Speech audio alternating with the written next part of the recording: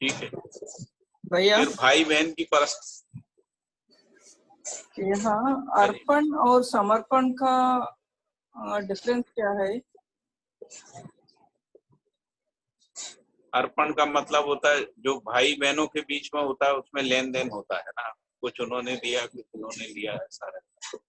जो देते हैं उसमें अपेक्षा भी रहती है, लेकिन जो एक्सपेक्टेशन माता होते पिता हैं, एक्सपेक्टेशन होते हैं, कुछ देते हैं और लेने के लिए एक्सपेक्ट करते हैं।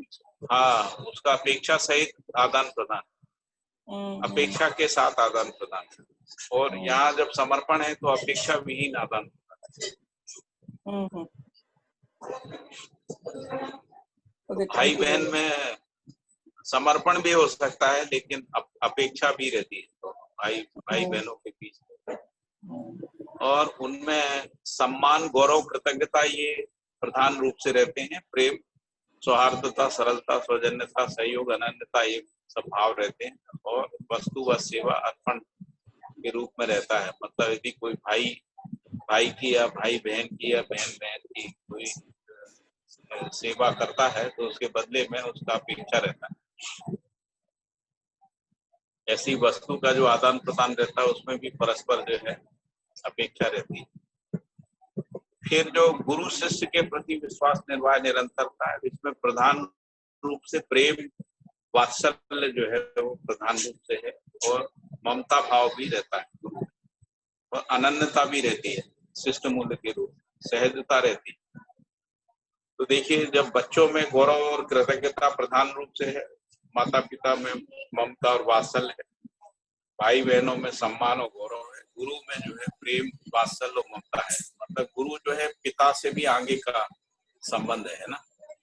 तो माता पिता में केवल ममता वात्सल्य रहता है, गुरु में प्रेम प्रधान रहता है।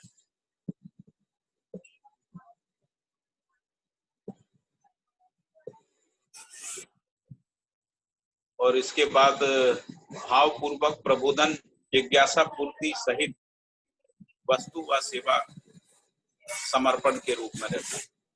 और शिष्य के प्रति जो है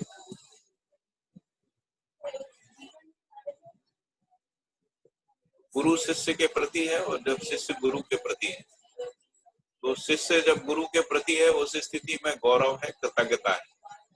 क्योंकि जो शिष्य गुरु से ग्रहण करता है उसके बदले में उसमें गौरव का भाव आता है, कृतज्ञता आती है, गुरु के साथ प्रेम बनता है, सरलता, सौजन्यता, सही, अनन्यता, ये सब होती है। और जिज्ञासा, भावपूर्ण जिज्ञासाएं प्रस्तुत करता है ना। और उसके साथ में वस्तु अर्पण समर्पण के रूप में व्यवहार, निर्वाह, निरंतरता बनी रहती है।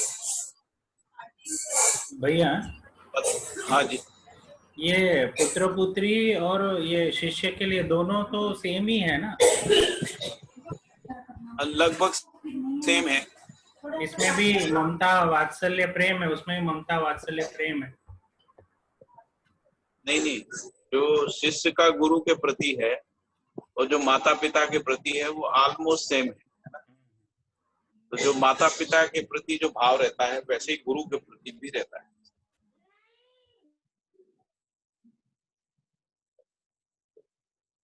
पहला और पांचवा देखेंगे तो आपको स्पष्ट होगा।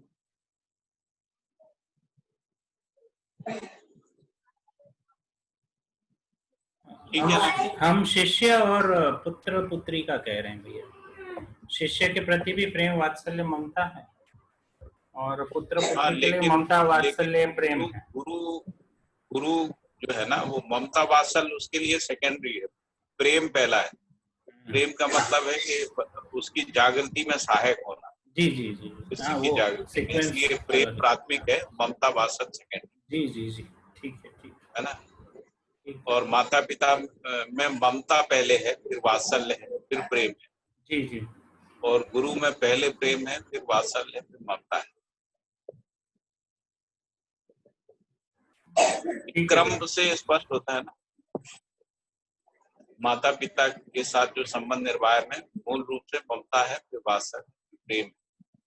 और यहाँ पे पहले प्रेम है, गुरु जो है, क्योंकि गुरु के साथ क्या संबंध है, बस है ना, ज्ञान का ही संबंध है ना।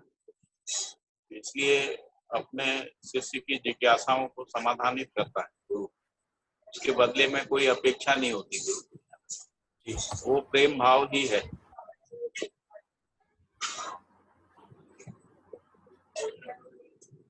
फिर पति पत्नी की परस्परता में, विश्वास निर्वाह में, स्नेह। हेलो हाँ जी।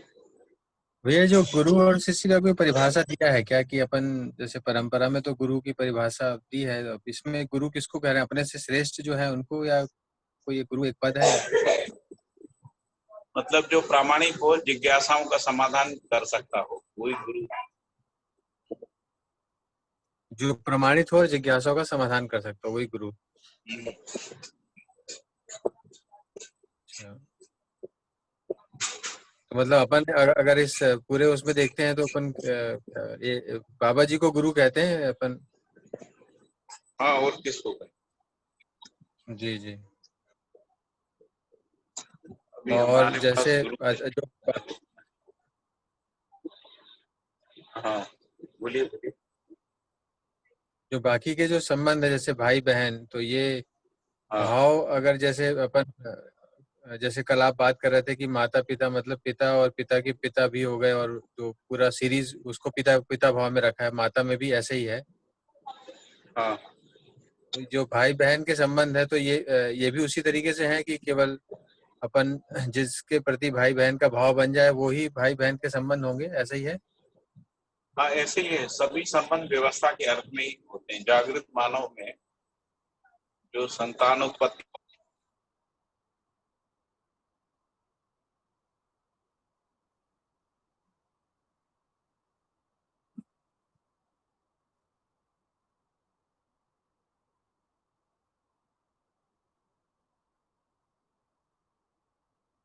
पिछली किसी किताब में ही तो पढ़े थे, इन सब संबंधों के प्रयोजन पढ़े थे ना। हर संबंध प्रयोजन के साथ ही होता है।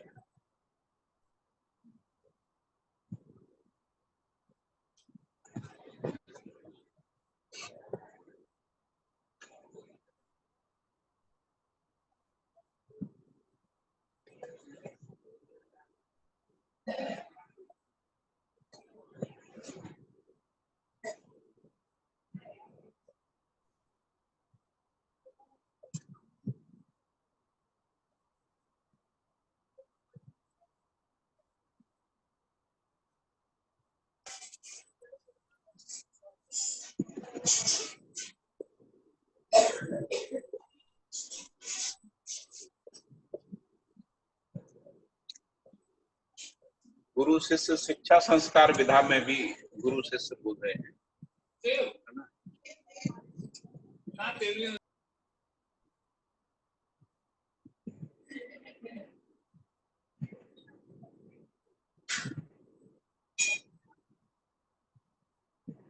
तो गुरु शिष्य संबंध ऐसा लिखा है व्यवहारवादी समाजशास्त्र में।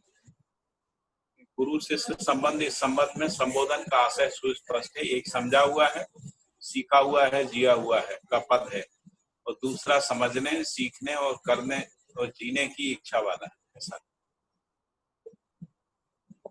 तो इसमें जो प्रवृत्ति है वो जिज्ञासा की प्रस्तुति है। ऐसे जिज्ञासु को शिक्षा विद्यार्थी के नाम से संबोधित करते हैं, ऐसा जी भी है।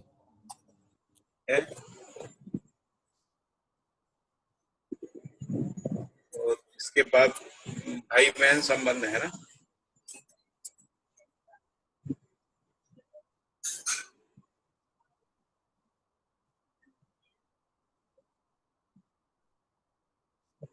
भाई बहन जो है जागृति के अर्थ में है, एक दूसरे के समाधान समृद्धि के अर्थ में भाई बहन संबंध है। और भाई बहन संबंध में समानता के अर्थ में है। भाई बहन संबंध समानता के अर्थ में। और भाई भाई, भाई बहन और बहन बहन के बीच में संबंध और परस्पर परीक्षण कार्यकलाप जागृतिगामी दिशा, व्यवहार एवं कार्य प्रणाली के साथ गतिशील होता है। तो उस रूप में भी भाई बहन संबंध।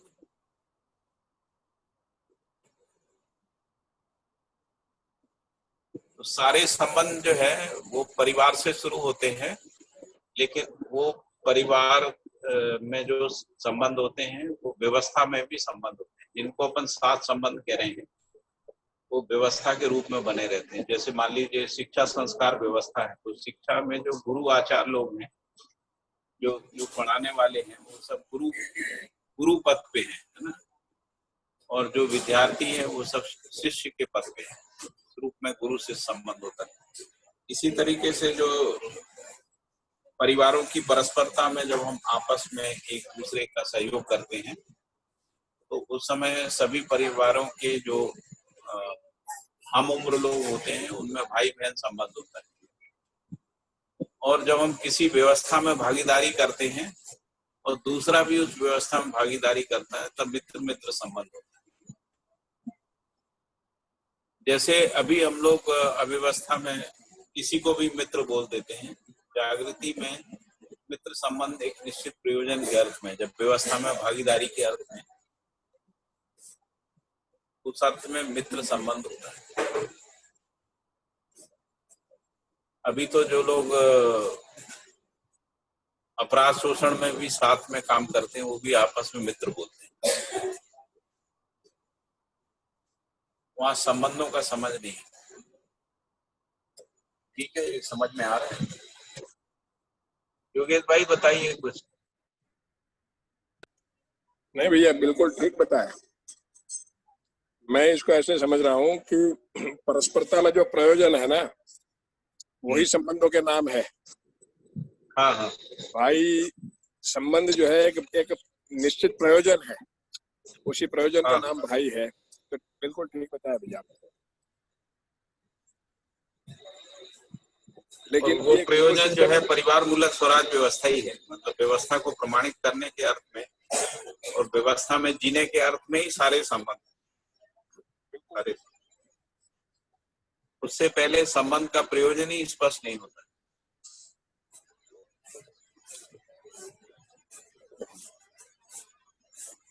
लक्ष्य के अर्थ में जीना भी नहीं हो पाता है ना उस स्थिति में।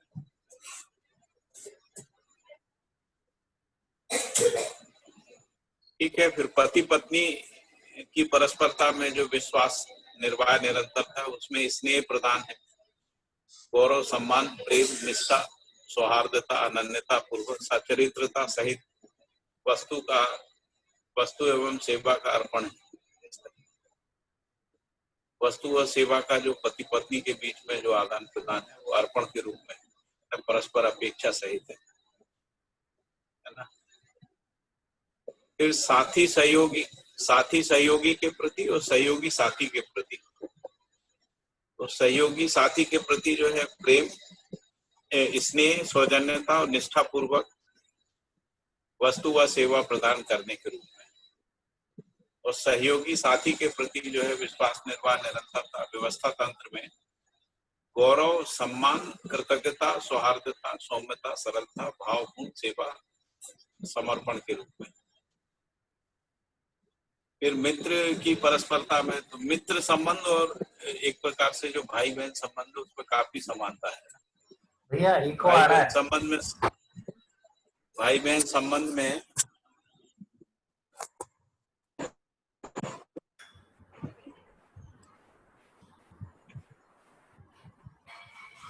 जो भाई बहन संबंध में सम्मान और गौरव जो है वो है सम्मान गौरव कृतज्ञता प्रेम, और मित्र मित्र संबंध में जो है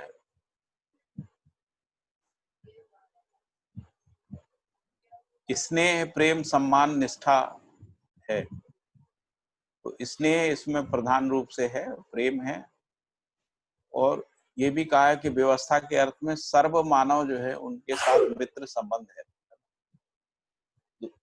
जितने भी अखंड समाज में जितने भी मानव हैं सबके साथ मित्र संबंध जो है वो प्रमाणित होता है।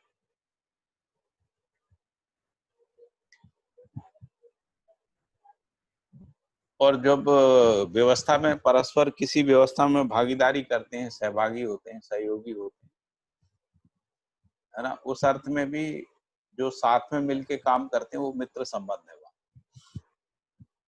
फिर व्यवस्था के प्रति भागीदारी का विश्वास निर्वाह निरंतरता तो उसमें उसका जो मानवीयतापूर्ण आचरण के रूप में व्यवहार और उत्पादन पूर्व आवश्यकता से अधिक उत्पादन, इस रूप में व्यवस्था के प्रति भागीदारी का विश्वास, निर्वाह, निरंतरता जो है वो पहचानने में आती है, जिसको अपन व्यवस्था संबंध भी कहते हैं। व्यवस्था संबंध में मानवीयतापूर्ण आचरण, व्यवहार, उत्पादन पूर्वक आवश्यकता, उत्पादन पूर्वक यानी आवश्यकता से अधिक उत्पादन के रूप में है।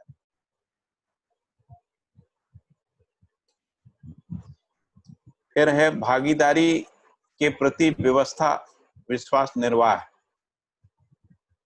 यानी व्यवस्था में जीते हुए भागीदारी के प्रति भी जो है विश्वास निर्वाह निरंतरता है ना। तो उसमें न्याय सम्मत अभयता पूर्वक जीवन के कार्यक्रम के लिए शिक्षा को सर्वसुलभ, शिक्षा को सर्वसुलभता, न्याय सम्मत आचरण तथा व्यक्तित्व के संरक्षण, संवर्धन, प्रोत्साहन सहित असंदिग्ध न्यायिक व्यवस्था के रूप में। तो जब भी हम व्यवस्था में भागीदारी कर रहे हैं उस समय जो हमारा निर्वाह होगा, जो लोग उन व्यवस्थाओं से जो भी उपलब्धि है जिन लोगों के लिए सुलभ होता है, उनके साथ व्यवहार करते समय न्याय सम्मत अभयतापूर्ण जीवन के कार्यक्रम के लिए शिक्षा को सर्वसुलभता, न्याय सम्मत आचरण तथा व्यक्तित्व के संरक्षण, संवर्धन, प्रोत्साहन सहित असंदिग्ध न्यायिक व्यवस्था के रूप में होगा।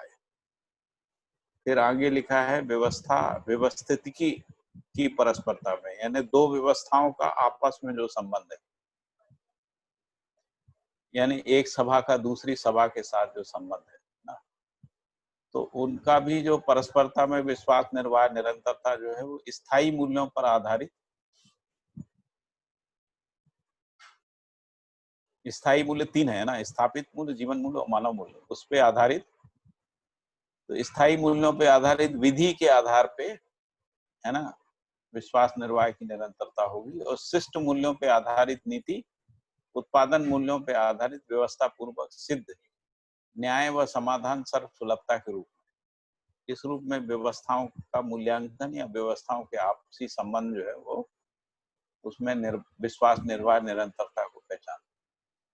फिर व्यवस्था एवं संस्कृति की परस्परता में विश्वास निर्वाह। तो न्याय संगत प्रक्रिया में आश्वासन विश्वसन पूर्वक न्यायानुगमन कार्यक्रम सहित व्यक्तित्व के प्रस्थापन के रूप में होगी। और सभ्यता में यदि सभ्यता संस्कृति की परस्परता में विश्वास को देखें तो 9 स्थापित मूल्यों में 9 शिष्ट मूल्य, 9 शिष्ट मूल्यों में 2 उत्पादन मूल्यों का अर्पण समर्पण समावेश के रूप में हो।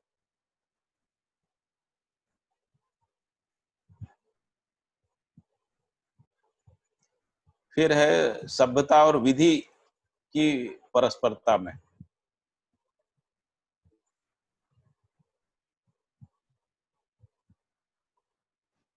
तो प्रबुद्धता और संप्रभुता के रूप में है। फिर साथी सहयोगी, वहां पे ऊपर जो साथी सहयोगी था वो व्यवस्था तंत्र में था, और यहाँ पे साथी सहयोगी जो है उत्पादन में भागीदारी के अर्थ में। तो साथी सहयोगी के प्रति विश्वास निर्वाह निरंतरता में श्रद्धा, गौरव, कृतज्ञता, अनन्यता, पूज्यता, सरलता, सौजन्यता एवं सेवा सहित स्वसमर्पण सहयोगी का साथी के साथ, क्योंकि साथी जो है ना सहयोगी को सिखाता है, उसको प्रशिक्षित करता है, तैयार करता है, उसमें मूल्यों को प्रस्थापित करता है। उस अर्थ में साथी के अंदर जो है श्रद्धा भाव होगा, गौरव, कृतज्ञता होगा। और साथी का सहयोगी के साथ क्या होगा, तो दायित्व सहित अर्थात समझदारी, ईमानदारी, जिम्मेदारी सहित स्नेह, वात्सल, ममता, सहजता, सौजन्यता सहित वस्तु समर्पण एवं संवेदनशील, संज्ञानशील विधि से अर्पण समर्पण सहयोग का भाव निर्वाह रहेगा। मतलब एक प्रकार से जो साथी है वो सहयोगी की सारी जिम्मेदारी को स्वीकार करता है, उसके वस्तु के समर्पण के रूप में भी जिम्मेदारी को स्वीकार करता है और उसके जागृति में सहायक होने के रूप में भी। और इसमें भी जो संबंध निर्वाह की निरंतरता, उसमें समझदारी, ईमानदारी, जिम्मेदारी तीनों हैं। ईमानदारी के साथ ही हो सकता है। अभी क्या है, शोषण हो जाता है, तो शोषण की जगह जो है ईमानदारी, जिम्मेदारी सहित और दायित्व सहित है। दायित्व का मतलब जागृति, उसके जागृति में सहायक होने के अर्थ में। इसलिए फिर है स्थापित मूल्यों में से के लिए विश्वास मूल्य साम्य है। इसके बिना कोई ऐसा संबंध नहीं है जो स्वस्थ हो। विश्वास ना हो और संबंध स्वस्थ हो, ऐसा संभव नहीं है। प्रेम पूर्ण मूल्य है। प्रेम अन्य 8 मूल्यों के रूप में प्रकारांतर से है। तो प्रेम जो है स्वयं में पूर्ण मूल्य है, और जो शेष 8 मूल्य हैं, यानी विश्वास से लेकर श्रद्धा तक, इन 8 मूल्यों में प्रेमी प्रकारांतर से रहता है।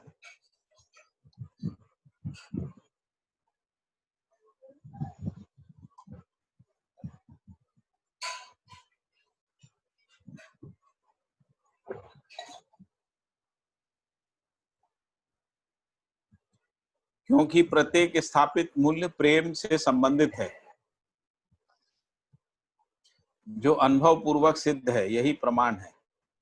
तो इसीलिए फिर आगे लिखा है, सत्य ही प्रेम है, प्रेम ही पूर्ण है, पूर्ण ही अनुभव है, अनुभव ही सत्य है।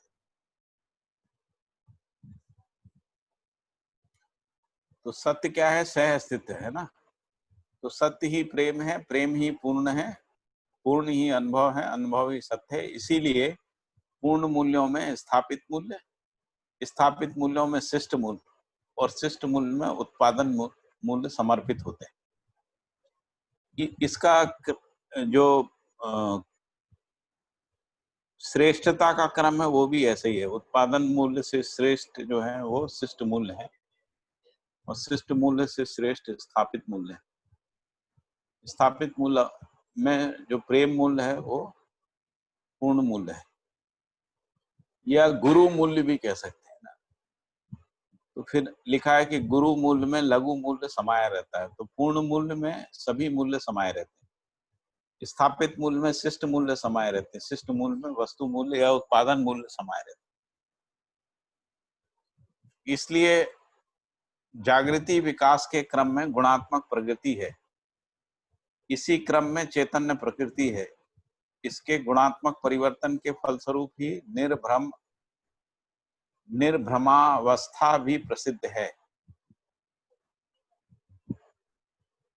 यही निर्भ्रम अवस्था पूर्ण मूल्यानुभूति योग्य क्षमता है। इसलिए गुणात्मक परिवर्तन के लिए चैतन्य प्रकृति प्रवृत्ति है। फिर आगे लिखा है कि भौतिक वस्तुओं के उत्पादन के 2 मूल्य हैं। पहला है उपयोगिता और दूसरा है सुंदरता। सुंदरता को कला मूल्य भी कहते हैं। इन दोनों मूल्यों को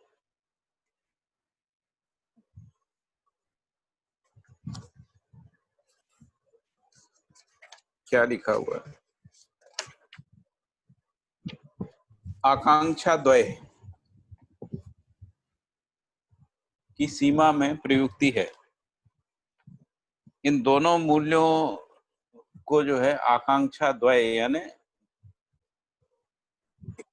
सामान्य आकांक्षा, महत्वाकांक्षा। हाँ,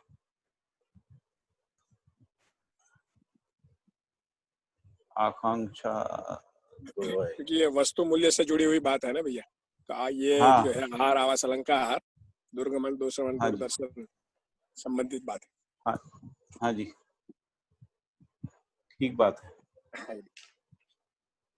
तो इसलिए भौतिक वस्तु के उत्पादन में 2 मूल्य हैं, सुंदरता मूल्य और उपयोगिता मूल्य, है ना।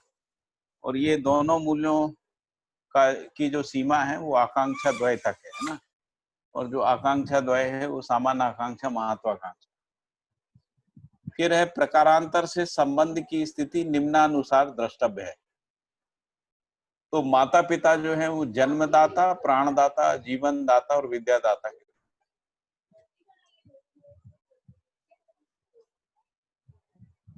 और भाई बहन संबंध जो है जन्म सिद्ध और व्यवहार सिद्ध है। पति पत्नी संबंध कामुकतावश अमानवीयता में तथा मर्यादावश मानवीयतापूर्ण विधि से यतित्व व सतित्व के रूप में, और गुरु कुशलता निपुणता पांडित्य के रूप में, शिष्य विद्यार्थी शिक्षार्थी और जिज्ञासु के रूप में, है ना। फिर जो साथी है या स्वामी है तो वो ईष्ट उपासना में, यदि उपासना में स्वामी, ईष्ट को स्वामी बोलते हैं, और विशिष्ट व्यवहार में तथा शिष्य व्यवहार में, इस रूप में ये संबंध स्पष्ट होता है। स्वामी, स्वामी वाला, है ना। स्वामी का जरा भैया मतलब किस शब्द को लेके ज्यादा, क्योंकि स्वामी को लेकर थोड़ा सा और भी जगह डिफरेंट जगह पे यूज होता है ना, जैसे तो स्वामी सेवक एक संबंध होता है ना। अच्छा जी। हाँ, तो वो साथी सहयोगी नहीं है ना, उसी को हम लोग साथी सहयोगी संबंध भी बोल रहे हैं। तो ईस्ट उपासना में मतलब यहाँ पे हम क्या कह रहे हैं, हम ईस्ट उपासना में मतलब स्वामी का मतलब जो श्रेष्ठ है हमसे। अच्छा, उस अर्थ उपासना का मतलब है कि हम उस श्रेष्ठता, उसकी श्रेष्ठता का अनुकरण अनुसरण करते ना, उस अर्थ। तो उस अर्थ में स्वामी जो है। सेवक होता है ना वो स्वामी का अनुकरण अनुसरण करता है। और अभी स्थिति उल्टी है, देखिए अभी क्या है, जैसे हम लोग खेतों में मजदूर रखते हैं, है ना। हाँ। तो जो लोग मजदूर रखते हैं उनको कुछ नहीं आता उत्पादन आदि के विषय में, तो इसलिए वो मजदूरों का कोई मार्गदर्शन नहीं करते, है ना। लेकिन जिसको हम लोग स्वामी या साथी कह रहे हैं, उसकी स्थिति, जिसको हम सेवक कह रहे हैं या सहयोगी कह रहे हैं, उससे श्रेष्ठ स्थिति। यानी उसको उत्पादन करना आता है, उसको काम करना आता है, उसके काम में सहयोग के अर्थ में वो जिनको नहीं आता है उनको लेते हैं ना, और उनको फिर पारंगत बना देते, उस विधा में पारंगत बना देते।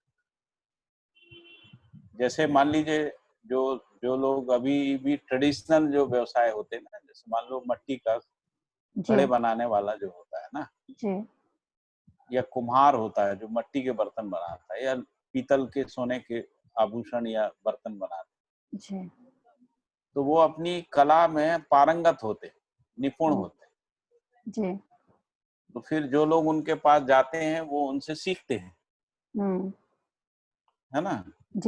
तो इसलिए उनकी स्थिति जो है ना वो स्वामी के अर्थ में हो जाती है, ईष्ट के अर्थ में होता है। ईष्ट यानी उनके जैसा होना।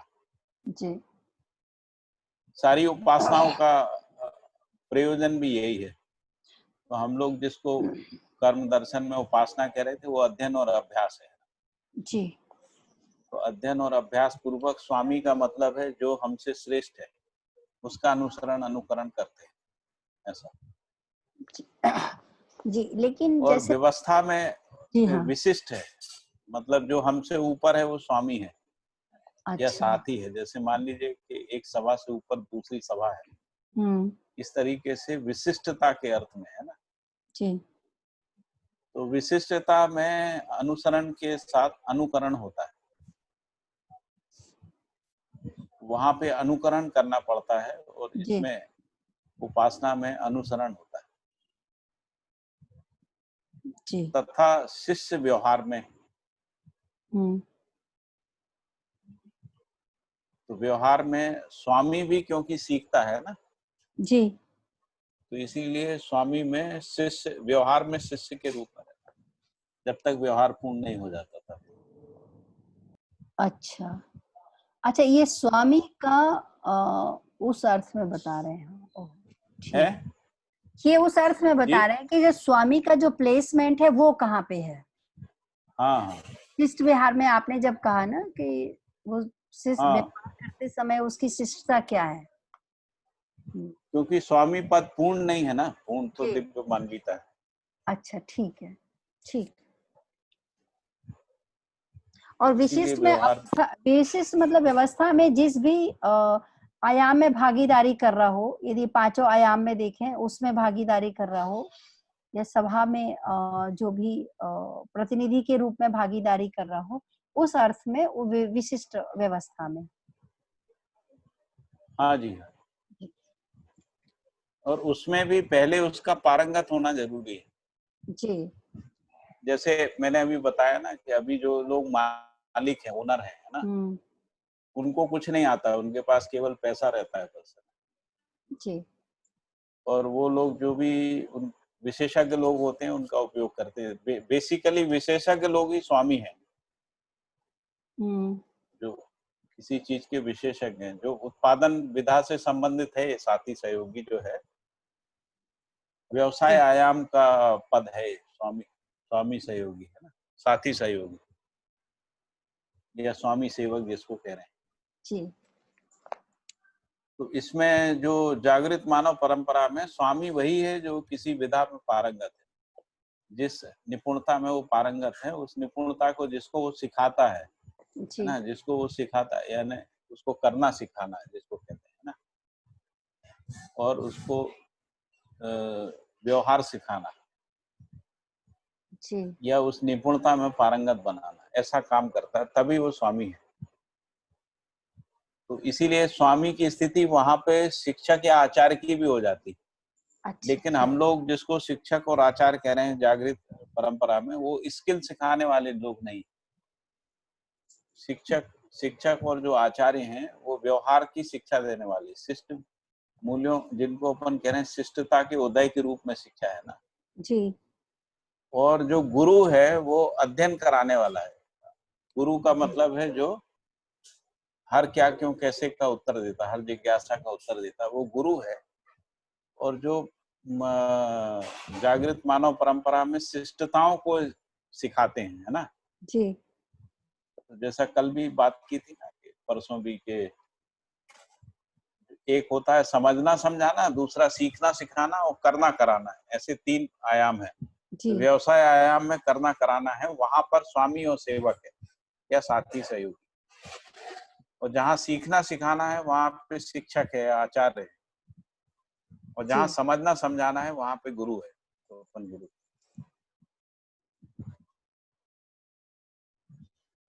ठीक है ये।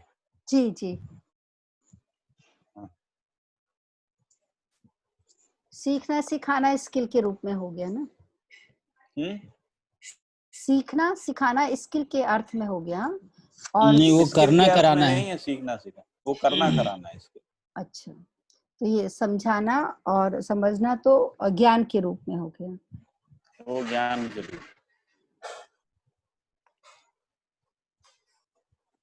सीखना सिखाना व्यवहार के रूप में हुआ भैया। सीखना सिखाना व्यवहार आयाम में है जो शिक्षा है। इसलिए शिक्षा का परिभाषा है शिष्टता पूर्ण दृष्टियों का उदय, वही शिक्षा है। और शिक्षा का मतलब ही है जिसको व्यवहार को सीखना सिखाना, उसको शिक्षा कहते हैं। ठीक बात है। और व्यवसाय को जो है करना कराना, व्यवसाय आयाम में, व्यवसाय में करना कराना। भैया एक बार मैंने और विचार आयाम में समझना समझाना। हाँ, समझना समझना। बाबा जी का एक बार वो वीडियो देखा था, उसमें उन्होंने बताया था सीखना सिखाना संस्कृति से होता है। उन्होंने वहाँ संस्कृति को भी ऐड किया था। संस्कृति मतलब शिक्षा ही है ना। हाँ हाँ, बस मैं वही शिक्षा संस्कार व्यवस्था है, उसी को संस्कृति कह रहे हैं। हाँ, भैया सिर्फ जोड़ने के लिए बोल रही हूँ बस। हाँ, बिल्कुल ठीक बोल रहा है। हाँ।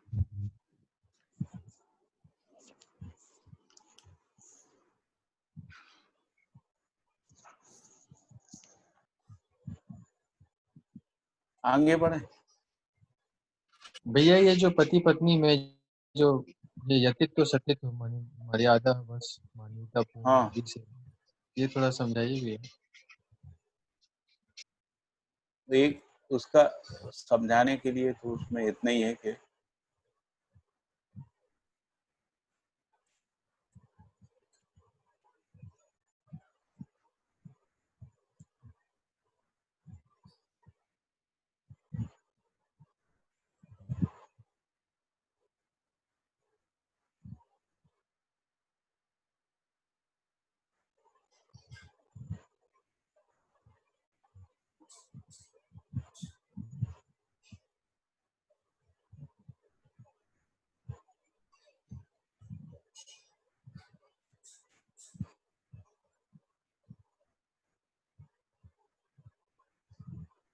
उसकी परिभाषा देखना पड़ेगी। ये भैया इसका यत्नपूर्वक और हाँ सत्वपूर्वक ऐसा है हाँ। ना। हैं? पुरुष जो है यत्नपूर्वक और हाँ, स्त्री जो है वो सत्वपूर्वक तैरना। तैरना, है ना, इस प्रकार से है।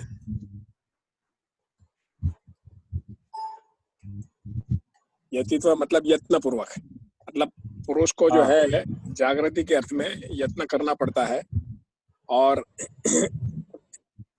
स्त्री में वो सहज रूप से रहता है। ऐसा कुछ मैंने जो है सुना था और थोड़ा बहुत समझा है कि स्त्री में सत्वपूर्वक। हाँ, वही जिसको सतीत्व कह रहे हैं वो सत्व पूर्वक करने की प्रक्रिया है। हाँ हाँ, स्त्री में और मतलब यत्न पूर्वक, अभी वो यत्न पूर्वक करने की जो क्रिया है वो, हाँ वो यतित्व। हाँ, हाँ। उसको ठीक है, यतित्व। इसको बाद में कर लेंगे और थोड़ा सा अलग से कर सकते हैं। और नहीं मतलब ये इसी में था या अलग से आया, ऐसा है?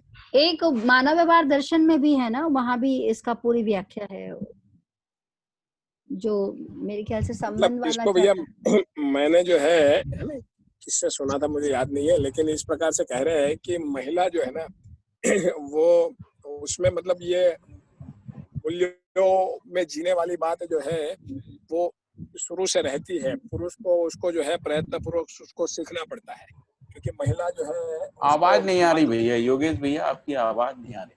अच्छा महिला को थोड़ा सा आप मातृत्व, कुछ, अच्छा आवाज माइक नहीं है पहुंच क्या रही, आपके पास?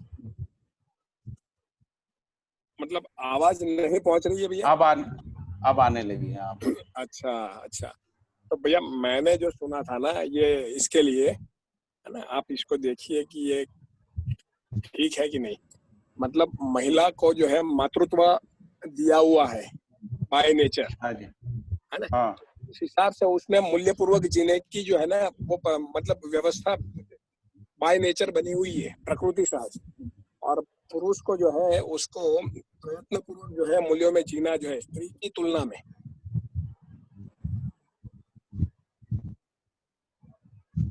हाँ, हाँ, उसको प्रयत्न करना पड़ता है मूल्यों को समझने का, क्योंकि है ना महिला माँ बनती है, औरत माँ बनती है, तो उसको मतलब सहज रूप से जो है उसके अंदर ममता भाव, वात्सल्य भाव, और पुरुष से जो है पुरुष की तुलना में जो है वो भावपूर्वक जीने में उसको ज्यादा सहूलियत रहती है, ऐसा मैंने सुना है। इस रूप में जो है महिला जो है सत्वपूर्वक और पुरुष जो है वो प्रयत्न पूर्वक इस मार्ग में आगे बढ़ता है, ऐसा मैंने सुना है और थोड़ा बहुत समझा है भैया।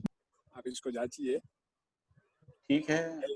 है भैया? सुनीता बहन बताइए क्या आपको लगता है? नहीं, थोड़ा और फर्क है इसमें, एक्चुअली वो वृत्ति के उसमें है, उसको तो थोड़ा सा देखना पड़ेगा सही, इसलिए मैंने कहा अभी देख लेते हैं, बाद इसको आगे बढ़ लेते हैं, इसको थोड़ा फिर कर लेंगे अगले सेशन में।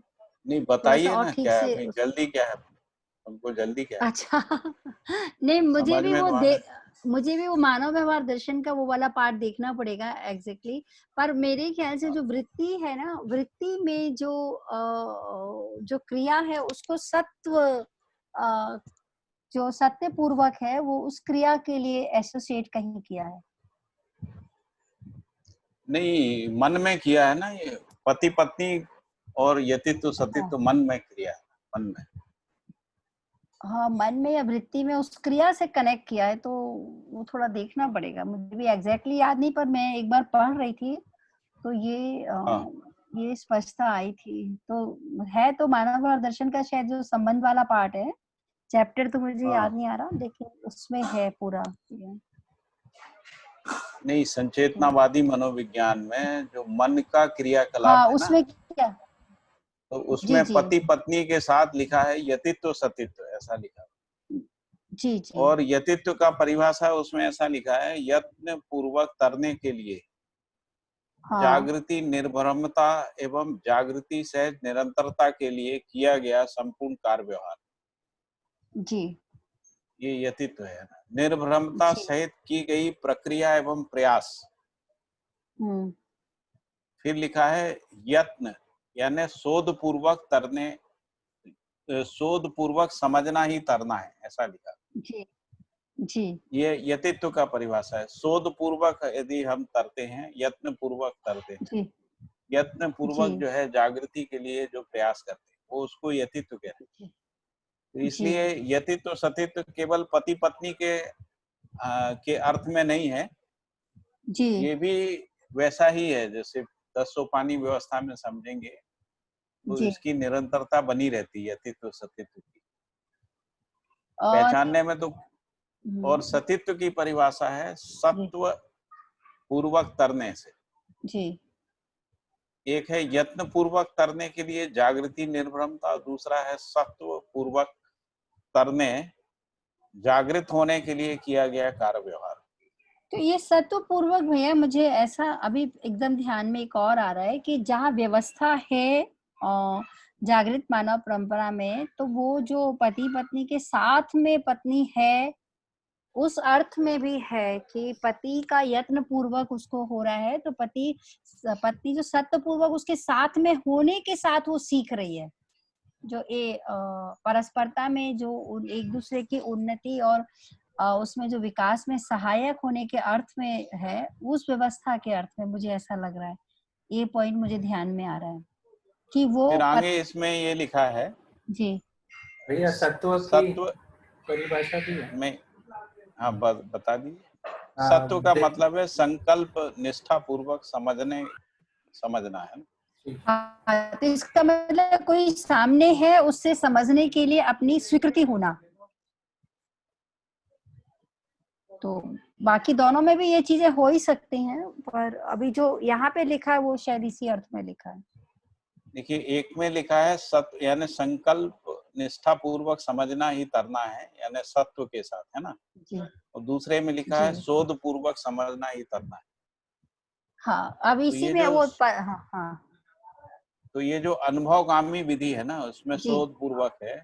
जी और अनुभव मूलक विधि से जब अनुभव के बाद हम कोई चीज को समझने का प्रयास करते हैं, वो सत्व पूर्वक है। जी, वो तो है ही, वो तो वैसा ही है, लेकिन यहाँ पे ये जो लिखा है ना, चलिए ठीक है, और थोड़ा सा ढूंढती हूँ। सही मैंने आपको दोनों परिभाषाएं बता दी है ना। जी एक बार मैं फिर से पढ़ दे रहा हूँ। यतित्व है यत्न पूर्वक करने के लिए जागृति निर्भ्रमता और जागृति सहज निरंतरता के लिए किया गया जी संपूर्ण कार्य व्यवहार। और इसी में आगे लिखा है निर्भ्रमता सहित की गई प्रक्रिया एवं प्रयास। जी फिर आगे लिखा है यत्न, यत्न के बाद लिखा है शोध पूर्वक समझना ही तरना, ऐसा लिखा। जी जी और सतित्व का परिभाषा लिखा है सत्व पूर्वक तरने जागृत होने के लिए किया गया कार्य व्यवहार। ये लिखा है समझ प्रक्रिया समुच्चय भ्रम मुक्ति। और फिर आगे लिखा है सत्व अर्थात संकल्प निष्ठा पूर्वक समझना ही तरना।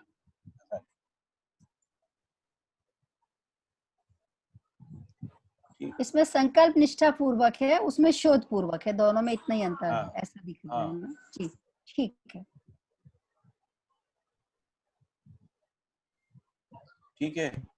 तो जी मनुष्य से केवल न्याय व सहकारिता की अपेक्षा भैया करता है। योगेश भाई जो कह रहे थे कि ये जो बहनें होती हैं वो हाँ में ये सब शुरू से रहता ही है मूल्य, और जो पुरुष हैं उनको यह सीखना पड़ता है। तो ये कैसे समझेंगे इस बात को? ऐसे समझेंगे कि क्योंकि वो संतान को जन्म देती है ना, तो इसलिए नहीं वो उनमें ठीक है, वो तो संबंध ठीक का स्वीकृति स्वतः पूर्वक रहता है। है।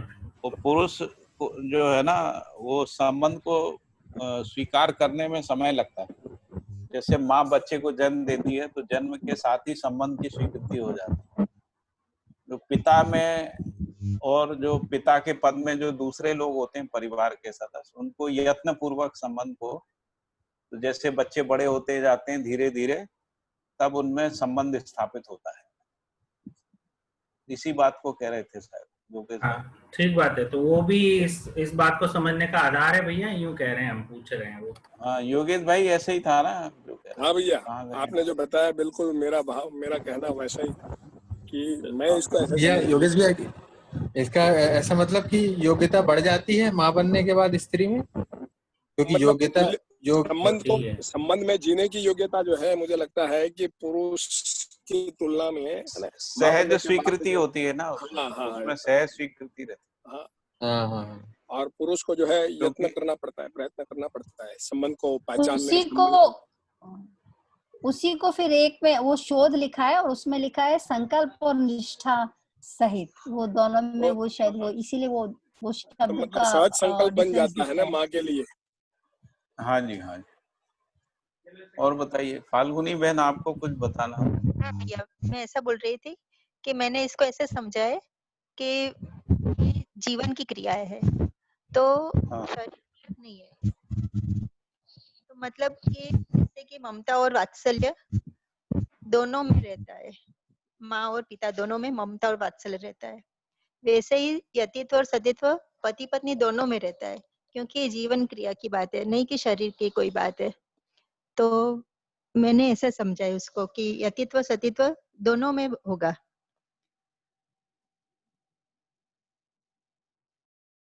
तो दीदी संबंध के रूप में कैसे देखते हैं, मतलब अपन पति पत्नी का दोनों में है तो एक स्पेसिफिक पुरुष और एक स्पेसिफिक स्त्री में ही संबंध होता है ना। हाँ, लेकिन क्या होता है कि हम आसपास भी देखते हैं कि कहीं पति पत्नी में किसी पति में ममता मूल्य ज्यादा होता है अपने बच्चों के लिए, और पत्नी में इतना नहीं रहता है, ऐसा भी देखा है हमने। जी जी, ये तो है, सही बात, ये तो है कई जगह। तो वो जीवन की बात है, तो शरीर मूल्यक बात नहीं है, भाव तो जीवन पकड़ता है। तो कोई यतित्व हो सतीत्व दोनों बराबर रहता है, मतलब ऐसा नहीं कि स्त्री शरीर चलाने वाला सतीत्व ही हो और पुरुष चलाने वाला सतीत्व ना ही हो, ऐसा नहीं है, मेरा ऐसा सोचना है। ठीक बात है। जी तो जी। हर व्यक्ति में जो है शोध पूर्वक तरने की प्रवृत्ति भी रहती है और सत्व पूर्वक तरने की भी। सत्व पूर्वक तरने का मतलब है संकल्प सहित प्रमाणित होने के जागृति के अर्थ में जीना, उसको सत्व पूर्वक कह रहे हैं। शोध पूर्वक का मतलब है अध्ययन अभ्यास पूर्वक जो है बिल्कुल है?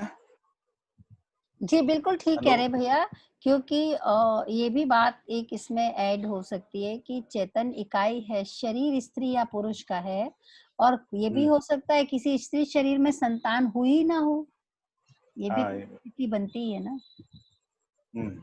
हर स्त्री है और इसलिए वो संतान है। हाँ फाल्गुनी बहन ने जो बोला वो बिल्कुल हाँ, सही बोला। हाँ वो पॉइंट, इसीलिए वो फागुनी बहन ने जो कहा वो बिल्कुल यहाँ कनेक्ट। ठीक है, आगे बढ़ते हैं ना।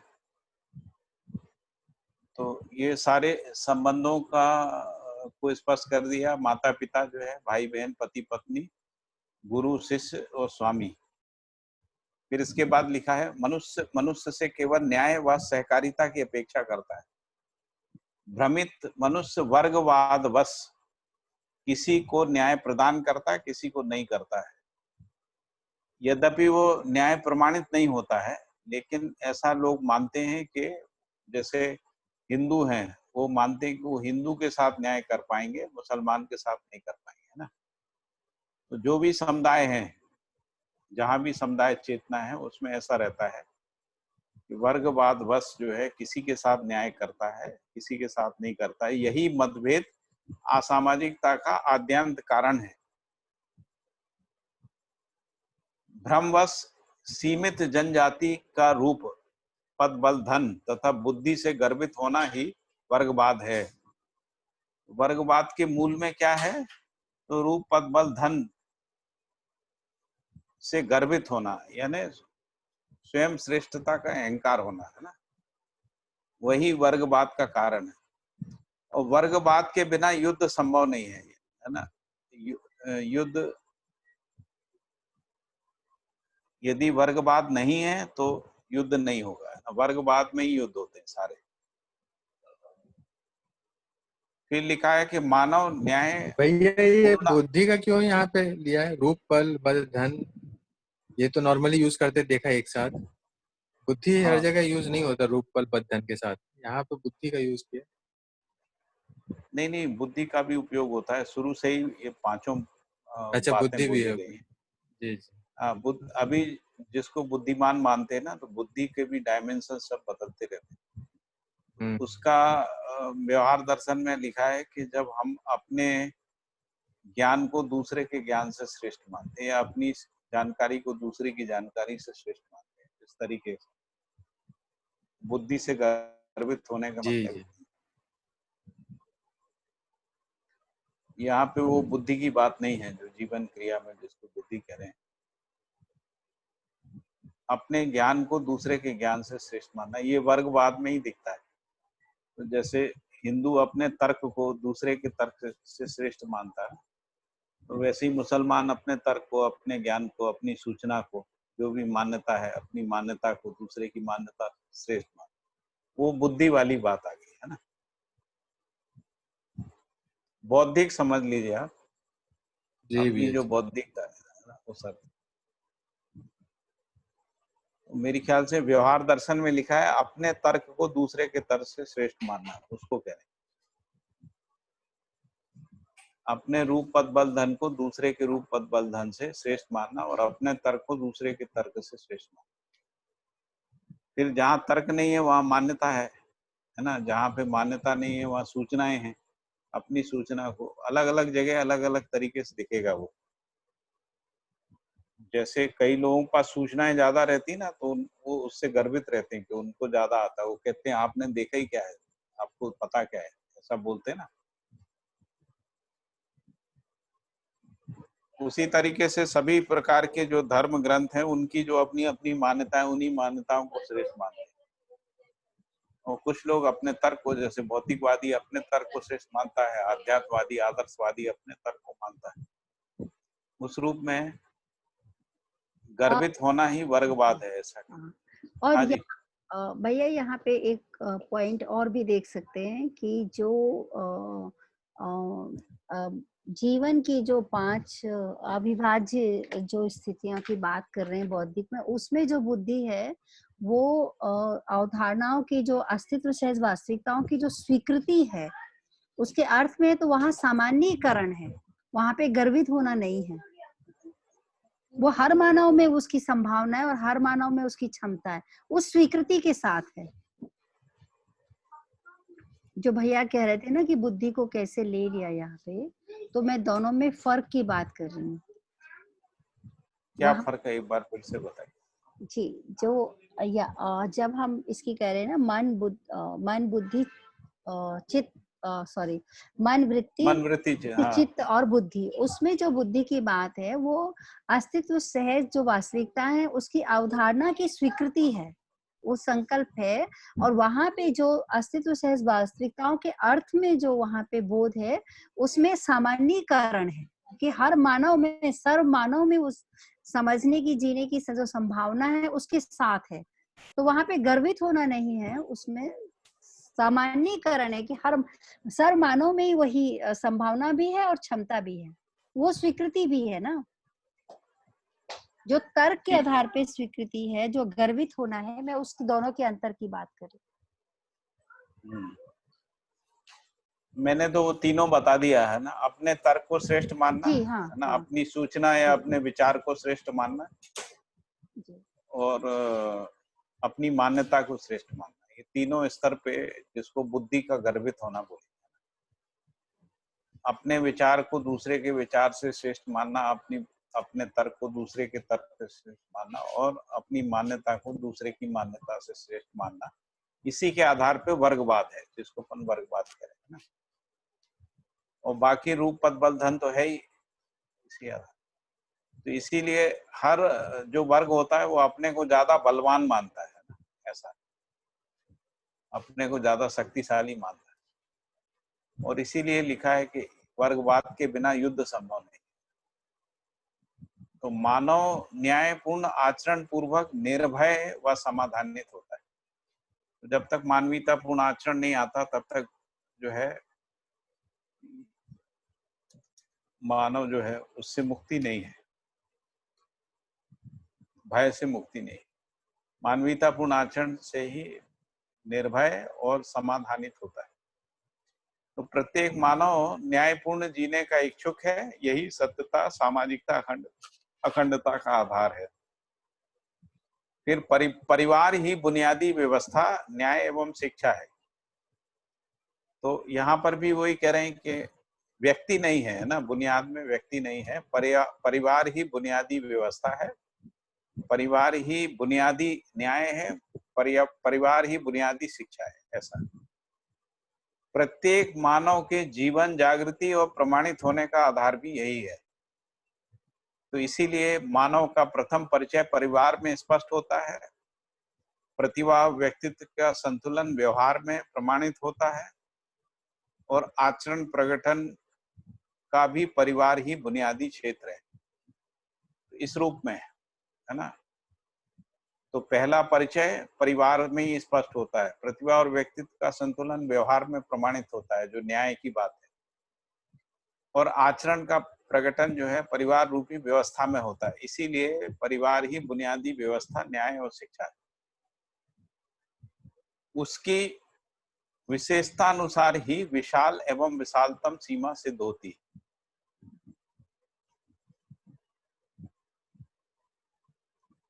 जो परिवार से लेके विश्व परिवार तक है ना।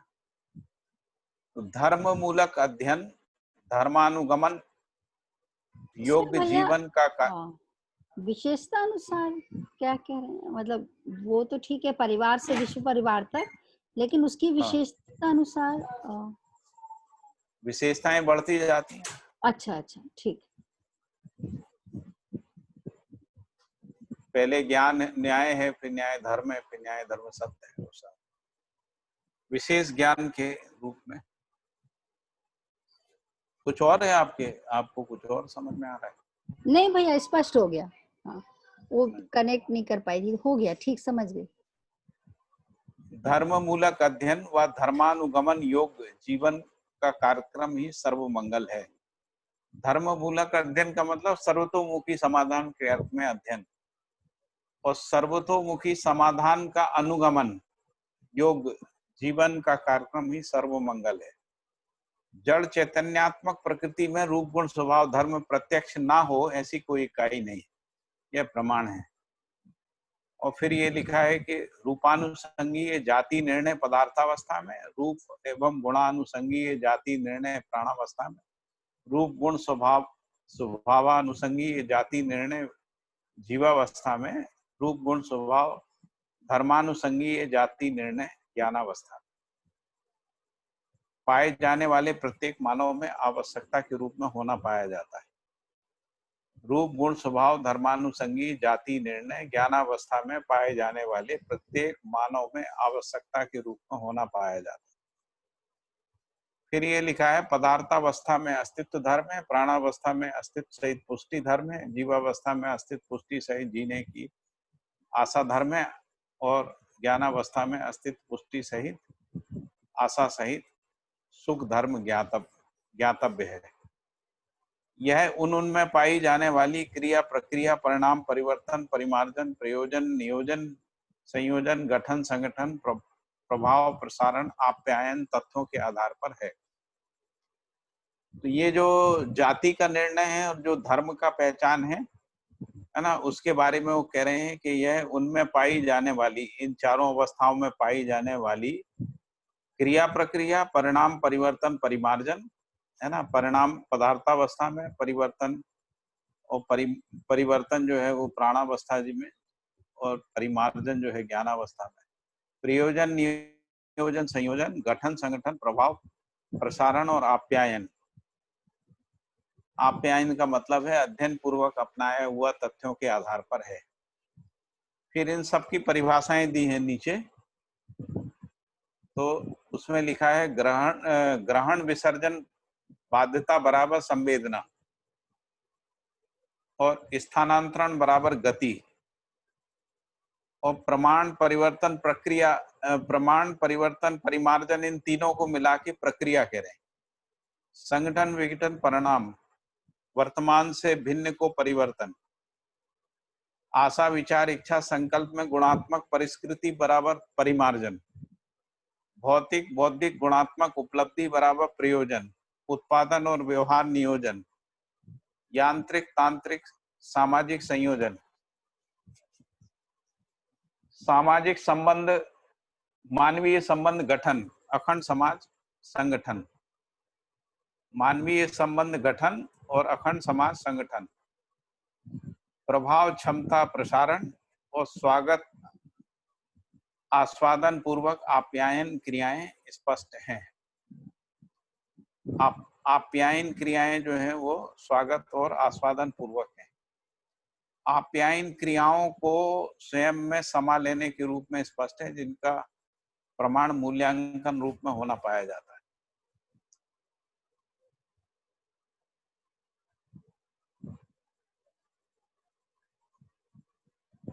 आप्यायन का मतलब है अनुभव पूर्वक अपनाया हुआ, अध्ययन पूर्वक अपनाया हुआ, है ना।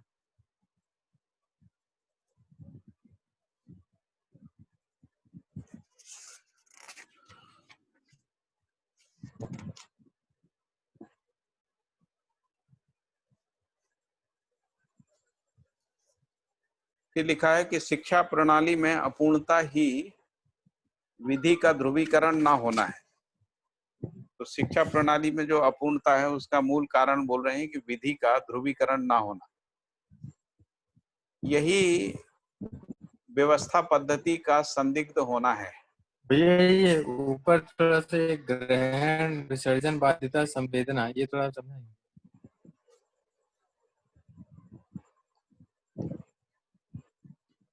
जो संवेदनाएं हैं वो इन्हीं तीन कारणों से है ना। हम जो ग्रहण करते हैं, जो विसर्जित करते हैं, और जो बाध्यताएं हैं उसी के मतलब आधार शरीर के इंद्रियों द्वारा जो ग्रहण होता है। हाँ जी, हाँ जी। जी जी।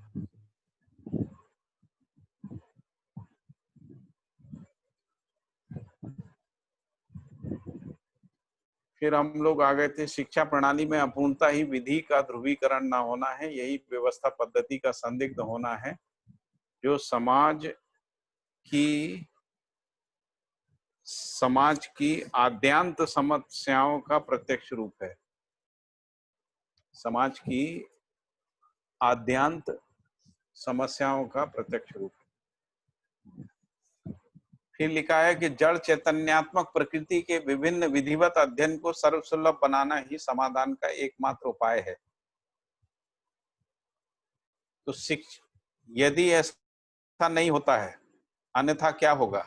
तो कह रहे हैं शिक्षित कहलाने वाले अशिक्षितों पर, धनाढ्य निर्धन पर, सबल दुर्बल पर और पदस्थ अपदस्थ या पदहीन पर अधिकार पाने का प्रयास प्रकारांतर से किया जाना भावी है।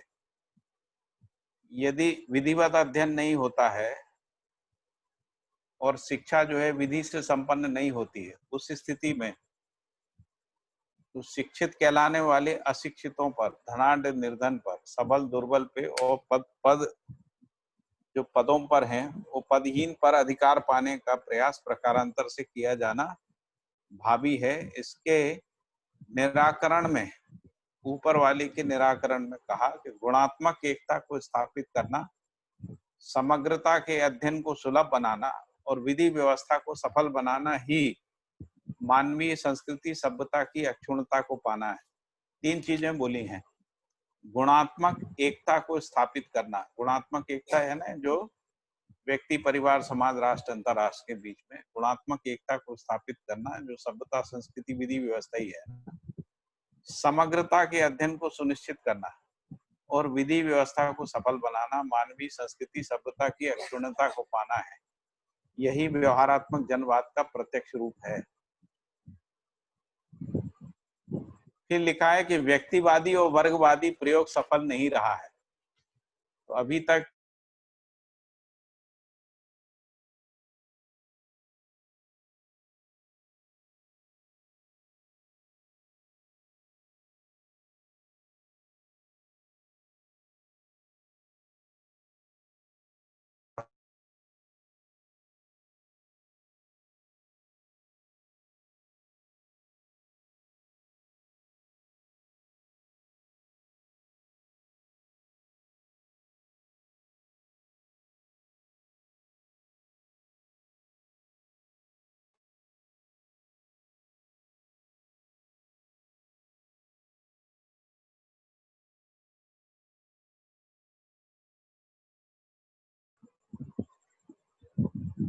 तो कहा व्यक्तिवादी एवं भोगवादी प्रयोग सफल नहीं रहा है। मानव जागृति के अर्थ में गुणात्मक एकता की संभावना है, भोगात्मक एवं भ्रमात्मक एकता की संभावना नहीं है। फिर कहा कि मानव मानवीयता के अर्थ में ही गुणात्मक एकता के लिए त्रसित है। अस्तु, न्याय का ध्रुवीकरण उसी सीमा में है। मानव न्याय का याचक है, इसलिए संज्ञानशीलता ही एकता के लिए दिशा है, जो बोध, संबोध और प्रबोध क्षमता के रूप में प्रत्यक्ष है। जो बोध का मतलब स्थिति में निर्भरता, संबोध का मतलब है पूर्णता के अर्थ में सत्य बोध कराना, संबोध। यथार्थता का स्पष्टीकरण या पूर्ण विश्लेषण, संबोध। और जिसको हम लोग प्रबोध बोल रहे हैं, प्रबोध का मतलब है प्रमाण पूर्वक बोध कराना, प्रबुद्धता का पूर्ण बोध कराना, उसको प्रबोध करें। तो इसीलिए संज्ञानशीलता ही एकता के लिए दिशा है, जो बोध, संबोध, प्रबोध क्षमता के रूप में प्रत्यक्ष है। साथ ही यही अग्रिमता का कारण है एवं गुणात्मक परिवर्तन पूर्वक सतर्कता तथा सजगता के रूप में स्पष्ट है। संचेतनशील क्षमता ही अनुभव में परमानंद प्रतिष्ठा, विचार में समाधान प्रतिष्ठा और व्यवहार में प्रेम प्रतिष्ठा है। इस प्रतिष्ठा त्रय के लिए मानव अनवरत पिपासु रहा है। प्रतिष्ठा त्रय ही मानव प्रकृति का लक्ष्य है, जिसको चैतन्य प्रकृति कह रहे हैं। तो मानव, जब चैतन्य प्रकृति मानव के रूप में अभिव्यक्त होती है, तो उसका लक्ष्य यही है, तीनों प्रतिष्ठाओं को पाना। अनुभव में परमानंद प्रतिष्ठा, विचार में समाधान प्रतिष्ठा, व्यवहार में प्रेम प्रतिष्ठा। वाद त्रय का अभीष्ट यही है। इसलिए लक्ष्य की अपेक्षा में सही गलत, उचित अनुचित, विधि निषेध, पाप पुण्य का निर्धारण होता है। यदि लक्ष्य स्पष्ट ही नहीं है, तो सही गलत का निर्धारण करना, उचित अनुचित और विधि निषेध और पाप पुण्य का निर्धारण करना संभव नहीं है। और इसीलिए अभी देखते हैं कि भ्रमित संसार में सही गलत, उचित अनुचित को लेके भ्रम बना हुआ है। कोई किसी को सही मानता है, कोई किसी को गलत मानता है, कोई किसी को उचित मानता है, दूसरा उसी को अनुचित मानता है, कोई किसी को विधि मानता है, दूसरा उसी को निषेध मानता है। कोई पुण्य को पाप मानता है, कोई पाप को पुण्य मानते हैं। अभी तो ऐसा भ्रम देखने को मिलता है। वो कह रहे हैं कि लक्ष्य की अपेक्षा में इनका निर्धारण होता है,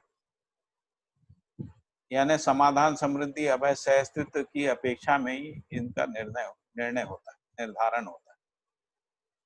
नियम से ही सुख व दुख, जागृति व हिरास द्रष्टव्य है। और फिर पुनः उन्होंने इसको समझाया कि अनुभवात्मक आध्यात्मवाद का लक्ष्य परमानंद प्रतिष्ठा है, समाधानात्मक भौतिकवाद का लक्ष्य समाधान प्रतिष्ठा है, और व्यवहारात्मक जनवाद का लक्ष्य जो है न्याय और प्रेम प्रतिष्ठा सूत्र है। यही लक्ष्य त्रय केवल संज्ञानशीलता की गरिमा है, यही उसकी क्षमता, योग्यता, पात्रता है। क्षमता का मतलब होता है वहन करने वाली क्रिया, निर्वाह करने वाली क्रिया, धारकता सहित वाहक क्रिया। पात्रता का मतलब है ग्रहण क्रियाकलाप, भौतिक रूप में, रासायनिक व जीव क्रिया के रूप में स्पष्ट है।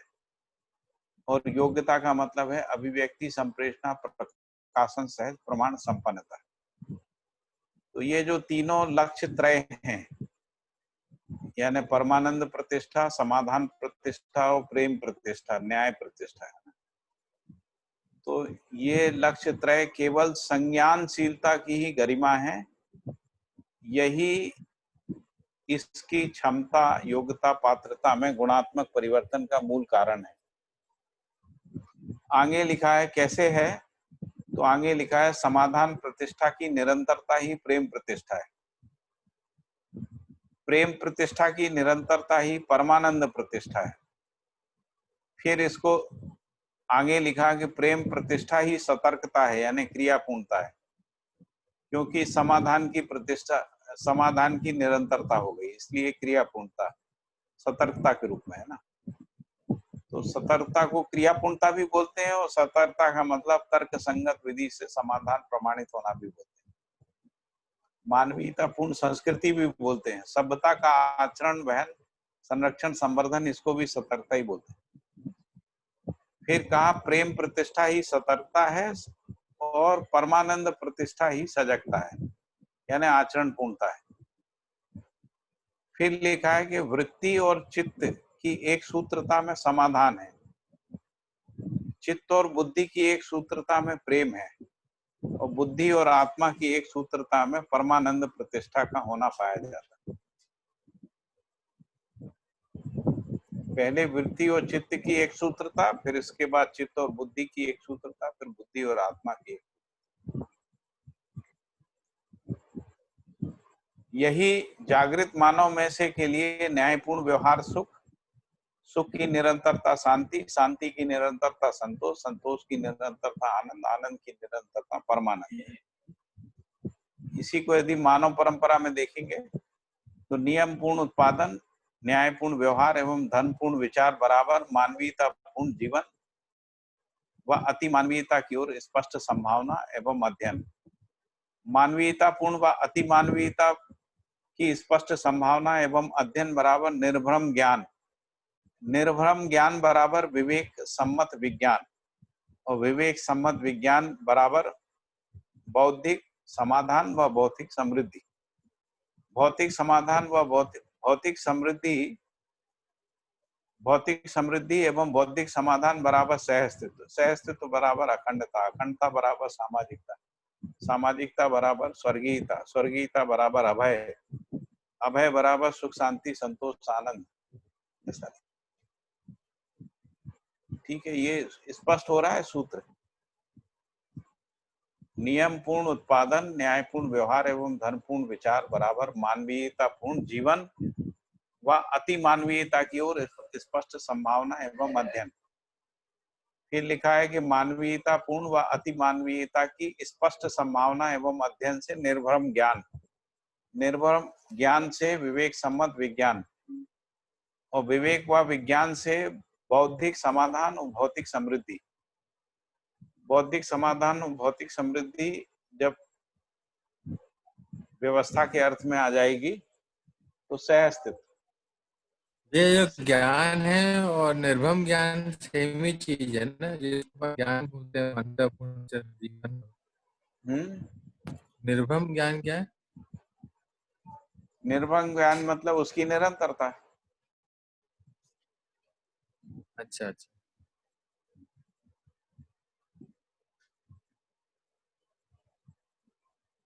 फिर सहअस्तित्व, तो सहअस्तित्व ही अखंडता, अखंडता ही सामाजिकता।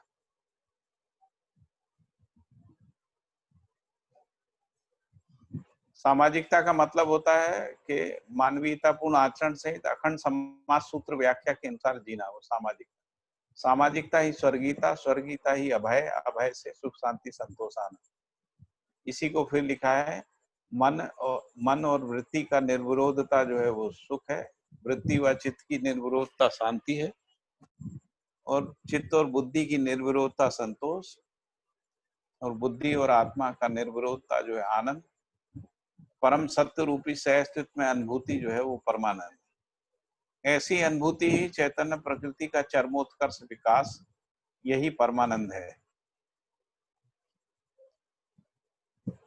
फिर है परम वैषम्यता और विरोध ही असामाजिकता है। मनुष्य में आशय चतुष्टय ही दुख, अशांति, असंतोष व अनानंद है। जो जागृति में न्यूनता है, यही व्यक्ति की परस्पर विषमता, असंतुष्टि, असहयोग एवं विरोध है। इन्हीं मतभेदों के प्रकारों से समुदाय एवं वर्ग भावना में मनुष्य प्रवृत्त रहता है। फलतः संघर्ष एवं समर भावी है, युद्ध भावी, लड़ाई झगड़ा भावी। ये घटनाएं ही अजागृति की द्योतक हैं। फिर लिखा है, जागृति क्रम में सार्वभौम समाधान ही शिक्षा व्यवस्था है। जागृति क्रम में ये इसका क्या सार्वभौम, मतलब हुआ? ये मानव में इसका आशय चतुष्ट की विषमता ही, मतलब ये समझ में तो आया, लेकिन इसकी विषमता कैसे हो? समाधान, समृद्धि, अभय, सहअस्तित्व, ये तो आशय अपने चतुष्टय ये तो लक्ष्य है, मतलब जी। नहीं, आशय चतुष्टय बोलते हैं आहार निद्रा भय में। अच्छा अच्छा अच्छा हाँ, अच्छा अच्छा अच्छा। कि विषमता ही जो है दुख, अशांति, असंतोष, अनानंद है, जो अजागृति में न्यूनता है, और उसी के कारण से परस्पर विषमता है, असंतुष्टि, असहयोग एवं विरोध है। ठीक है, ठीक है भैया। और यही वर्ग भावना को जन्म देती है। वर्ग भावना में संघर्ष है, युद्ध है, लड़ाई झगड़े हैं, ये सब है, हिंसा है, रक्तपात है, ये सब है, विरोध है, द्वेष है, ये सब वर्ग भावना में ये सब दिखता है। फिर कह रहे हैं ये जो जागृति क्रम बुक में आशय चतुष्ट के बाद ब्रैकेट है, उसमें समाधान, समृद्धि, अभय, सहअस्तित्व लिखा हुआ, इसलिए मैं कंफ्यूज हूँ। मैं कुछ गलती तो नहीं बोल गया? थोड़ा सा याद कराइए, थोड़ा सा स्मरण। आशय चतुष्ट है, आशय चतुष्ट है क्या है? आशय चतुष्ट है, समाधान, समृद्धि है क्या? जी, किताब, नई किताब में भैया लिखा है समाधान, समृद्धि, अभय, सहअस्तित्व। हाँ,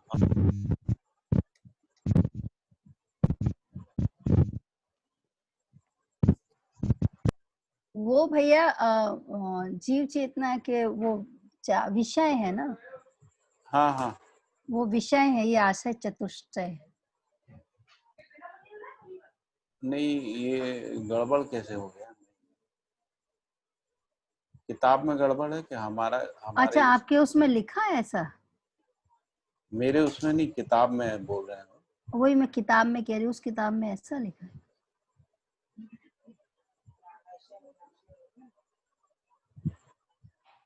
दोबारा बोलिए आप। आशय चतुष्ट है। नहीं, आशय उसको गड़बड़ क्या लिखा है वो मैं पूछना चाह रही। आशय चतुष्टय तो लिखा है समाधान, समृद्धि, अभय, सहअस्तित्व। और जो आप कह रहे हैं भैया वो विषय चतुष्टय है। हाँ, वही मैं कह रही हूँ। अच्छा, हाँ, वही मैं कह रही थी कि वो विषय है। हाँ, एक्चुअली जो आशय चतुष्टय लिखा है ना, ये आप देखिए किताब के सबसे लास्ट में लिखा है, सबसे जो लास्ट वाला है ना, मैं वही देख रहा हूँ भैया, तो उसमें तो आशय चतुष्टय लिखा है, उत्पादन, व्यवहार, विचार और अनुभव, ऐसा नहीं। अच्छा, लेकिन यहाँ बुक विषय में ब्रैकेट में है। हाँ, वही मेरे को कुछ इसमें गलत हो गया था। तो आशय चतुष्टय जो है ना, उनमें जो विषमता है, यानी विचार में विषमता है, व्यवहार में विषमता है, उसकी बात कर रहे हैं यहाँ पे, है ना, आशय चतुष्टय के रूप में। मैंने विषय चतुष्टय मेरी कल्पना में आ गए थे। ठीक है ना? ठीक है भैया। हाँ, तो विचार और व्यवहार में जो कॉन्फ्लिक्ट है उसकी बात कर रहे हैं। हाँ हाँ, जी जी, ठीक, आपने ध्यान दिलाया है ना। तो मेरे दिमाग में वो विषय चतुष्टय चल रहा था। तो आशय चतुष्टय का इसमें लिखा है उत्पादन, व्यवहार, विचार और अनुभव। ये इसमें जो मतभेद है ना, तो मनुष्य में आशय चतुष्टय की विषमता, यानी व्यवहार की विषमता और विचार की विषमता और उत्पादन की विषमता, है ना, ही दुख, अशांति, असंतोष व आनंद है। अनुभव की विषमता भी, क्योंकि सभी धर्म ग्रंथ जो है अलग अलग प्रकार की बातें कर रहे हैं। भैया किताब में तो आशय चतुष्टय के बगल में ब्रैकेट में समाधान, समृद्धि, अभय, सहअस्तित्व लिखा है। वो नई किताब में लिखा है, वो उसको सुधारना पड़ेगा। जी हाँ जी, तो उसमें अनुभव, विचार, व्यवहार और कार्य ऐसा है। उसमें उत्पादन, व्यवहार, विचार और अनुभव लिखना पड़ेगा। जी, उसी किताब के लास्ट में परिशिष्ट दिया हुआ है क्या? नई किताब के लास्ट? लेकिन उसमें आशय चतुष्टय नहीं है। नई किताब के पीछे में आशय वाला नहीं लिखा है। मैं चेक करती हूँ, 1 मिनट भैया। नई किताब में पीछे में नहीं है, विषय पीछे चतुष्टय से- और बाकी लिस्ट में है, सब कुछ है, आशय चतुष्टय नहीं लिखा है। भैया ये आयाम चलिए, आयाम चतुष्टय तो है, आयाम चतुष्टय है, आशय चतुष्टय नहीं लिखा है आयाम चतुष्टय, जी। तो आशय चतुष्टय नहीं लिखा है ना। नहीं, आशय चतुष्टय जो है वो ये समाधान समृद्धि अभय सहस्तित्व, वो किताब में जहाँ पढ़ रहे हैं वहीं पे लिखा है। परिशिष्ट में आशय चतुष्टय नहीं दिया गया। आयाम चतुष्टय लिखा है, वो आशय चतुष्टय जी। नहीं लिखा है।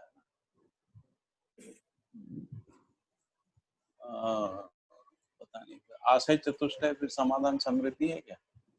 वही हो सकता है भैया। जी वही है, समाधान समृद्धि अभय विचार, सहस्तित्व। प्रभाव और व्यवसाय, वो तो आयाम चतुष्टय है। में विषमता, हाँ भैया।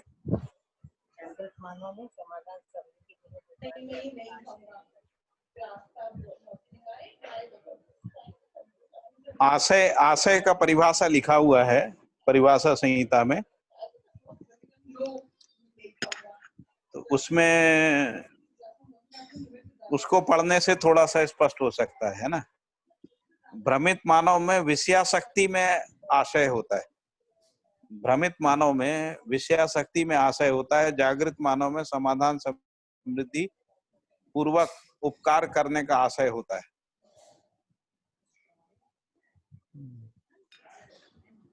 लेकिन भैया इसमें चतुष्टय किसको समझे?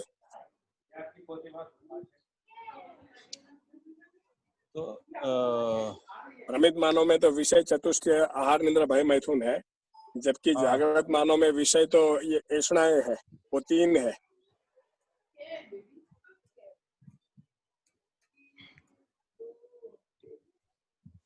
मानव में जो विषय है वो इसीलिए इन लोगों ने शायद उसमें से निकाल दिया है आशय चतुष्टय। हाँ?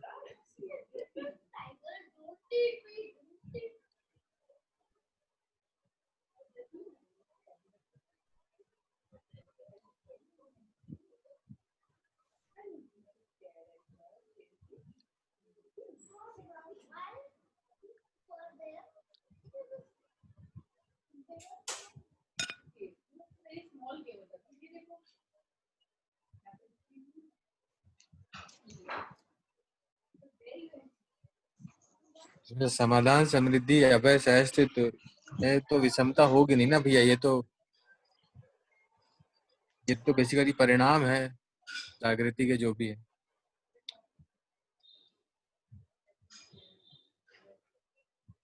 हाँ जी, हाँ जी, आप सही कह रहे हैं।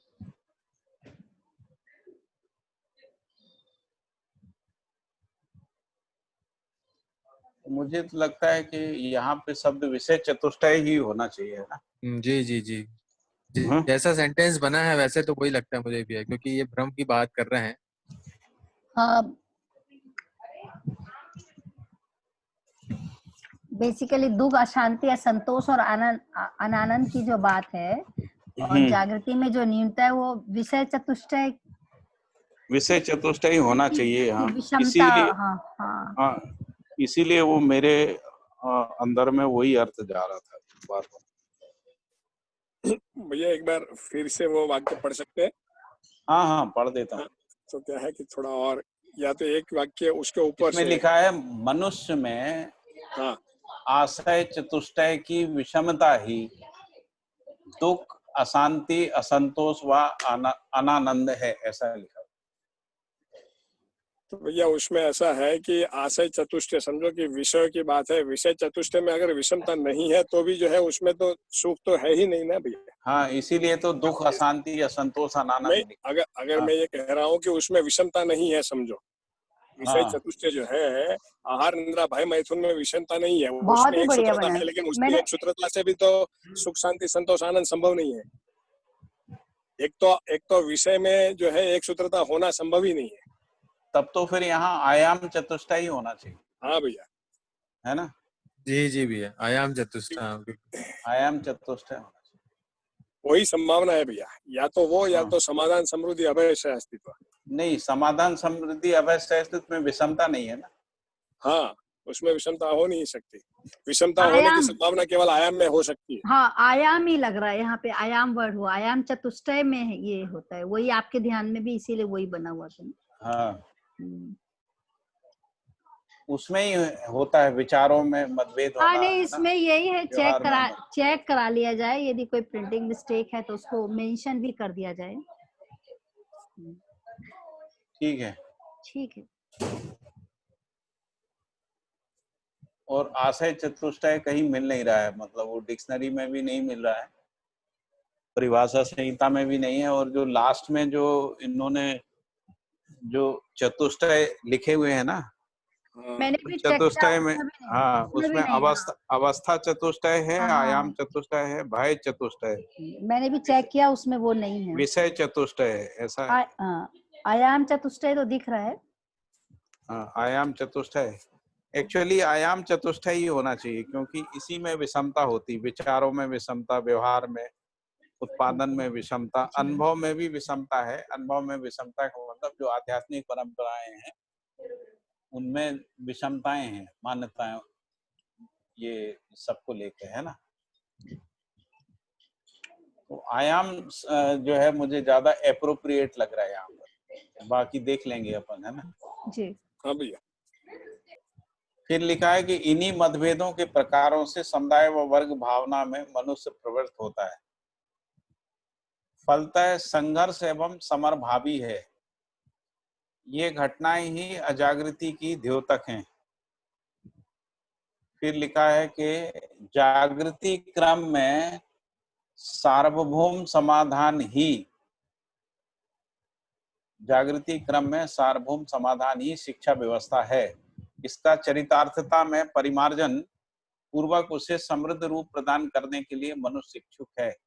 इस क्रम में मनुष्य की परस्परता में निर्विरोध वर्ग विहीन अखंड समाज के प्रत्यक्ष होने का प्रयास का अभाव नहीं है। फिर इसमें 3 विधियों की बात हो रही है, विरोध का विरोध, विरोध का दमन और विरोध का विजय, है ना, विरोध पर विजय। तो विरोध के विरोध से प्रतिरोध पैदा होता है, विरोध के दमन से प्रतिदमन सिद्ध होता है, तो विरोध पर विजय ही प्रबुद्धता पूर्वक सिद्ध होता है। तो इसलिए प्रथम 2 असफल हैं, तृतीय विधि जो है वो सफल पद्धति है, ऐसा कह रहे हैं। इसलिए वस्तुगत सत्य, व्यवहारगत सत्य और विचारगत सत्य, अनुभवगत सत्य। अब देखिए यहाँ पर यही चारों बातें आई हैं जिनको हम लोग वहां विषमता के रूप में देख रहे थे ना, विचार, व्यवहार, अनुभव आदि के रूप में। वस्तुगत सत्य, व्यवहारगत, विचारगत, अनुभवगत सत्य के प्रति कोई मतभेद नहीं है। आरोप एवं कल्पनाएं अनेक होती हैं, आधार विहीनता ही आरोप व कल्पना है, आधार केवल प्रमाण ही है। तो मनुष्य जीवन के कार्यक्रम के लिए प्रमाण त्रय ही आधार है। सत्य, सत्यता की स्थिति जो प्रत्यक्ष है, यही मनुष्य जीवन में प्रमाण पूर्वक समाधान व समृद्धि के रूप में चरितार्थ हुआ है। इसके लिए ही उसमें आशा व प्रत्याशा, इसके लिए ही उसमें आशा व प्रत्याशा, मनुष्य जीवन के कार्यक्रम के लिए प्रमाण त्रय ही आधार है। सत्य, सत्यता ही स्थिति है जो प्रत्यक्ष है, यही मनुष्य जीवन में प्रमाण पूर्वक समाधान व समृद्धि के रूप में चरितार्थ हुआ है। इसके लिए ही उसमें आशा प्रत्याशा है। ये जो सत्य सत्यता है, मतलब ये सह अस्तित्व ना भैया? हाँ जी।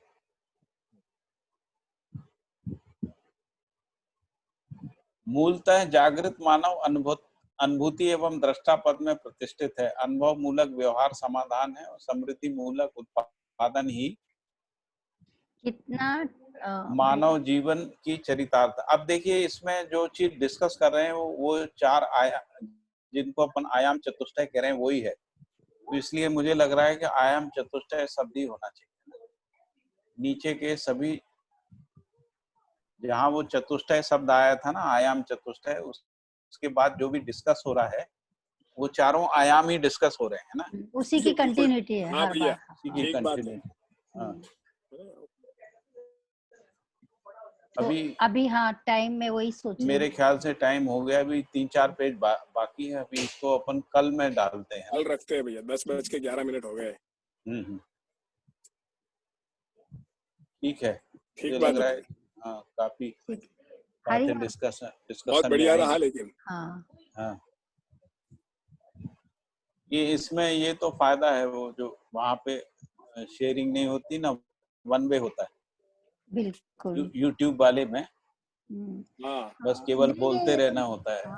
वो भी कोई है। लोग प्रश्न कर लेते हैं, वो देख लो तो देख लो, नहीं तो जैसे मान लो मैंने कोई गलत पढ़ लिया तो फिर वो गलत ही चला जाता है। यहाँ कम से कम कोई याद दिला देता है कि इसका वो क्या भी मतलब है। हाँ, और दूसरा ये है ना, इसमें इस तरह से ग्रुप डिस्कशन में आप आराम से एक एक चीज को लेते हुए चलते हैं।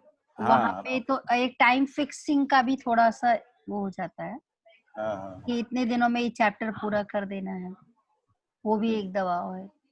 और थोड़ा साथ में आप जो जिस तरह से पूरा सभा एनरिच करती है, उसमें मुझे लगता है सेल्फ इंट्रोस्पेक्शन का काम भी बहुत अच्छे से होता जाता है। जी बढ़िया, बहुत बढ़िया रहा। हरी हाय। वो दूसरी वाली फाल्गुनी बहन आ पाई कि नहीं आ पाई? नहीं आ पाई लगता है। नहीं, आ गई थी भैया, आ गई थी भैया। तभी मुझे लगता है कुछ ही कोऑर्डिनेट समय कर पहले दिया था भैया। अच्छा किया था।